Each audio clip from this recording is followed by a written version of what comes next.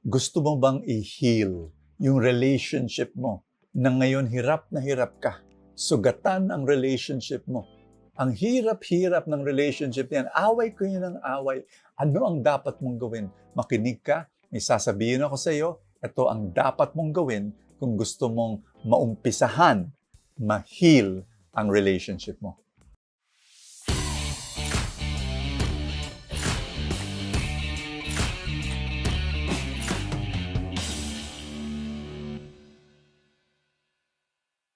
Kasi ang relationship, tatlong klaseng relationship ang nakikita ko sa mundo. Number one, struggling. Ibig sabihin, away ng away, halos araw-araw. May kausap ako, sinabi niya, Brother Bo, alam mo, yung mister ko, away kami ng away, mga maliliit na bagay, pinapalaki, sigawan kami, nakakahiya. Ito pa, ang nakakalungkot, Brother Bo, yung aking nanay at tatay, ganun na ganun. Away ng away araw-araw hanggang sa isang point, naghiwalay na sila. Kaya sinabi ko, habang lumalaki ako, sinabi ko sa sarili ko, never ko tutularan yan. Yung marriage ko, sigurado ako, hindi pwedeng ganyan. Kaya lang, Brother Bo, 3 taon pa lang kami ng mister ko, ganyan na kami. Ano ba dapat namin gawin? Struggling relationship. Ganyan ba? Makinig ka. Itong dapat mong gawin, ha? Minsan naman, ang relationship natin, superficial. At minsan, kaya nagiging superficial o shallow, kasi pagod na pagod ka na sa kakaaway, ang gagawin ng mga couples, hindi na mag-uusap ng malalim. Superficial na lang. Tungkol sa mga bata, tungkol sa bayaran, anong kakainin mamayang gabi. Superficial. Kakaawa. Kaibigan, kung struggling, superficial ang relationship mo, kailangan pumunta kayo at magdasal kayo para magkaroon ng third relationship. Ano yung third? Strong. Ano yung strong? Paano ba magkaroon ng strong relationship? Ito ha. Kaya nag-aaway, kaya may conflict. One big reason. Tandaan niyo to. Walang nakikinig. Wala. Hindi lang to marriage. Yung mga magulang at anak, bakit nag-aaway lagi? Walang nakikinig. Mga magkakapatid, ate, kuya, walang nakikinig. Doon sa opisina, bakit nag-aaway? Walang nakikinig. Ito, sinabi ni Stephen Covey. Importante, sinabi niya, you should listen to understand. Many people do not. They listen to reply. Yung nakikinig ka, pero yung kalahati ng isipan mo, iniisip mo na anong dapat mong sagutin.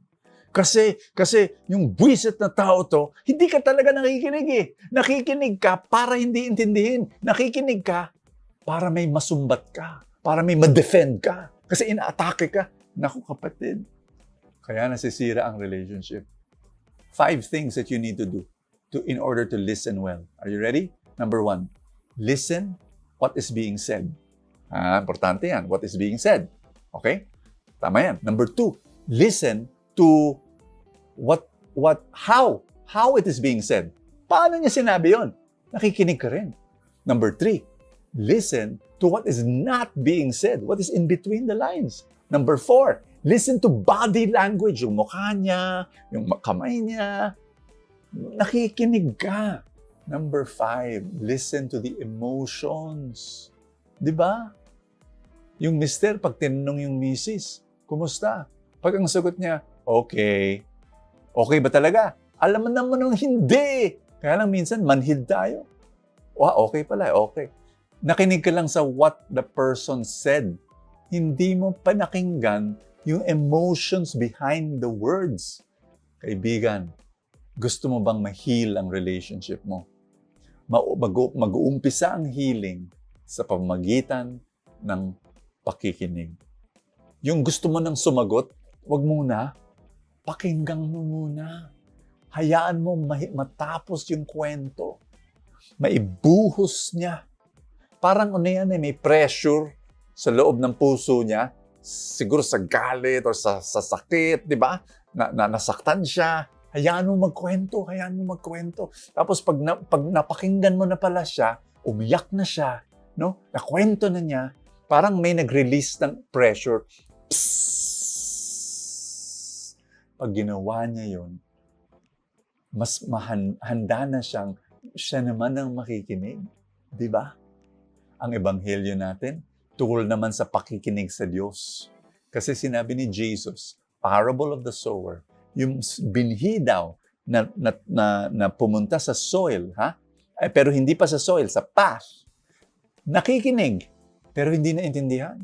Ganun tayo, di ba? Pati kay Lord, hindi tayo nakikinig. Kaibigan, I want to pray for you right now. Makinig tayo kay Lord. Pero hindi lang kay Lord. Makinig rin tayo sa mga loved ones natin, sa nanay, tatay natin, sa mister natin, sa misis natin, sa anak natin. Makinig tayo. Maging humble naman tayo. Huwag tayo sumbat na sumbat. Makinig sa kwento nila at hindi lang sa kwento pero sa emotions para maramdaman nila na naiintindihan natin sila. In the name of the Father, and of the Son, and of the Holy Spirit. Amen. Lord, heal my relationships. Heal my relationships. Teach me how to really listen. Tulungan mo ako, Panginoon, para makinig talaga ng buong puso. Para maintindihan ko ang salita mo at maintindihan ko ang mga tao sa paligid ko.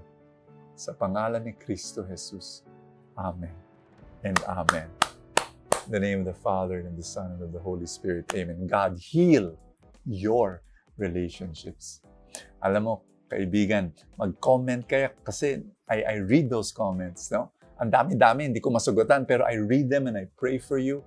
At I want to say, kung gusto mong maging full-time supporter para supportahan tong mission na to share God's love, we touch thousands upon thousands of people. Help me. Click the link that says support now sa Facebook. Tsaka kung YouTube to, click the button that says join. And you will become a full-time supporter. My way of saying thank you, you will receive full-time Saturday and full-time Sunday. It's to inspire your entire week. God bless you. I will see you tomorrow.